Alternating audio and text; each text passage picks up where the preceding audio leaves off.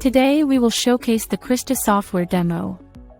Krista Studio is where we build the workflow, while Krista Client is where client practically use the conversations. We have built one conversation for showing today. The conversation we have built is the customer card creation. You can fill out the customer information, such as company name, client name, mobile number, email address, and priority, at the conversation here. You can also add other required information at the studio according to your preference.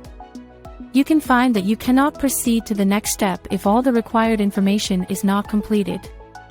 Once the information you have filled out, it would automatically update into your customer summary. And Krista has introduced a new step that provides a direct web URL for the Excel file, enabling easy access.